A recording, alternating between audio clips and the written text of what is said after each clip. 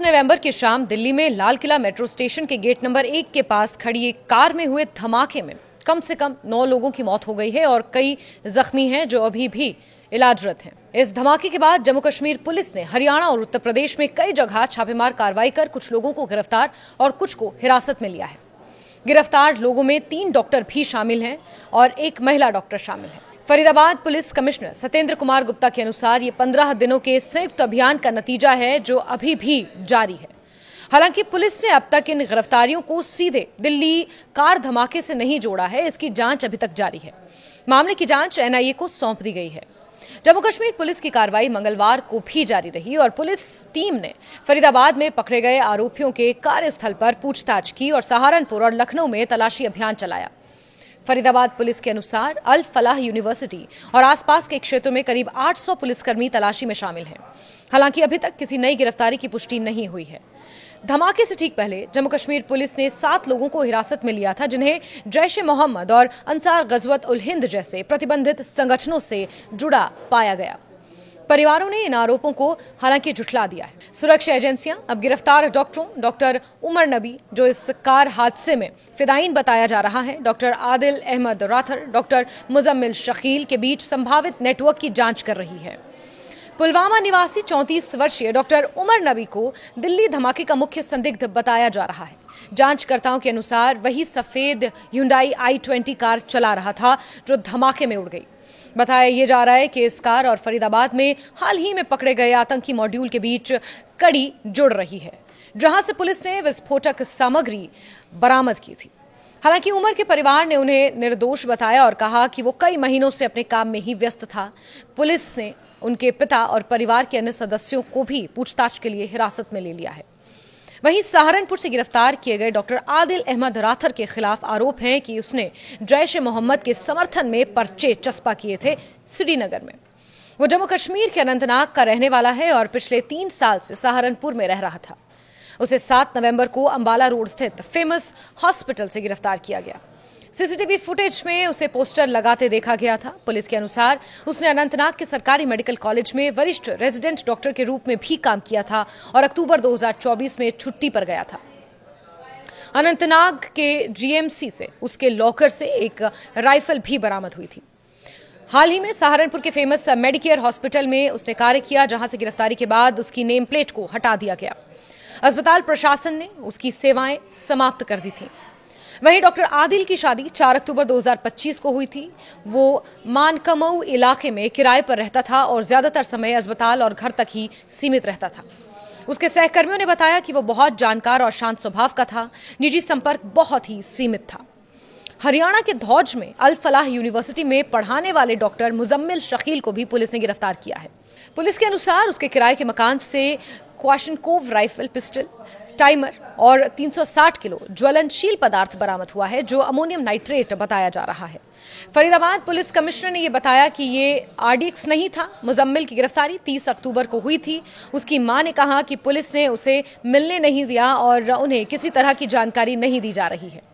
वहीं पुलवामा में उसके भाई आजाद शकील ने कहा कि मुजम्मिल पर झूठे आरोप लगाए जा रहे हैं। वो 3 साल से दिल्ली में डॉक्टर के तौर पर काम कर रहा है और साल में सिर्फ 2 बार घर आता था। फरीदाबाद से महिला डॉक्टर शाहीन सईद को भी हिरासत में लिया गया है, जिसके नाम पर एक कार पंजीकृत मिली थी।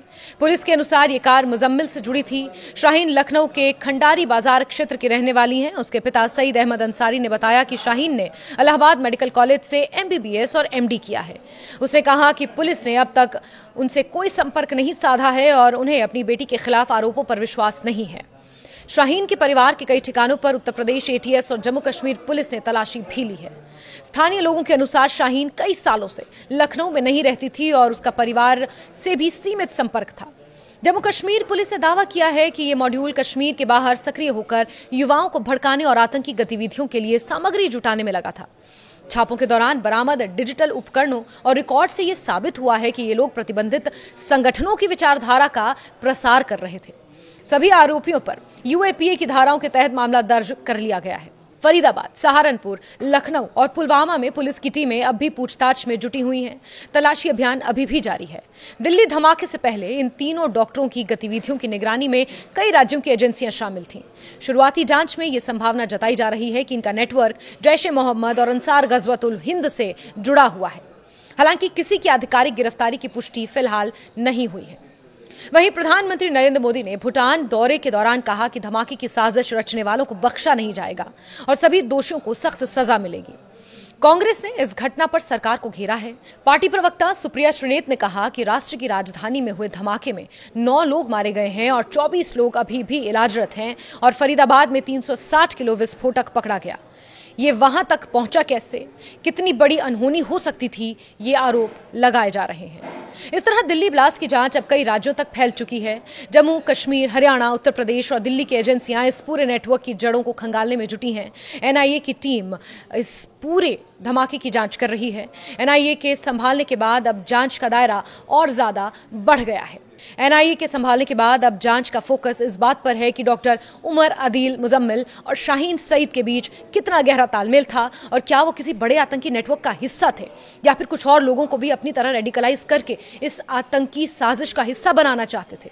परिवारों के दावे और एजेंसियों के आरोपों के बीच अब सच्चाई की दिशा जांच तय करेगी। लेकिन यकीन मानिए, ये इतना बड़ा धमाका था कि इससे पूरा देश दहल उठा है और लगातार बैठकों का सिलसिला जारी है। आज भी सीसीएस की बैठक होनी है जिसमें यह तय किया जाएगा कि आगे इस आतंकी हमले का अंजाम किस तरह तय किया जाए, जांच किस तरह आगे बढ़े। बीते कल गृह मंत्रालय ने एनआईए को जांच सौंप दी है और जांच के दायरे को और ज्यादा बढ़ा दिया गया है। 4 गिरफ्तारियां इन डॉक्टरों की हो चुकी है जो एमडी कर चुके हैं। उसके बावजूद इस तरह की हरकत को उन्होंने अंजाम दिया, इस तरह की आतंकी घटना को उन्होंने अंजाम दिया। अब तार जोड़े जा रहे हैं जम्मू कश्मीर के पुलवामा से लेकर उत्तर प्रदेश, हरियाणा और यहां तक कि दिल्ली के।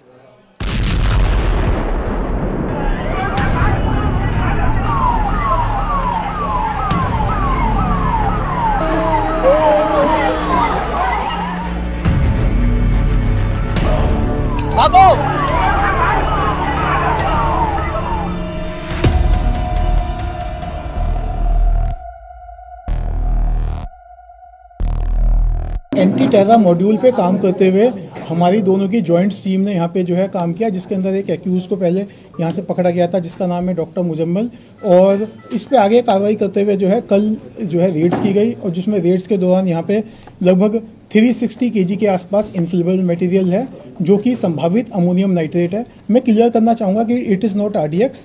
मैं इस बात को क्लियर करूंगा क्योंकि कई जगह ये चल रहा है, तो मैं क्लियर करना चाहूँगा इट्स नॉट RDX। तो ये इन्फ्लेमेबल मटेरियल है। इसके अलावा कई और ऐसा सामान जो टेरर एक्टिविटीज़ में जिनका संभावित इस्तेमाल किया जा सकता है, जैसे टाइमर्स, लगभग 20 टाइमर्स विद बैटरीज 4, और इसके अलावा कुछ अन्य सामान है जो है यहाँ बरामद किया गया है। साथ साथ ही जो है जो फायर आर्म्स में एक karen cop rifle with 3 magazines and 83 live rounds, एक pistol with 8 live rounds, 2 empty cartridges और 2 एडिशनल मैगजीन्स हैं जो इनसे जो है रिकवरी की गई है।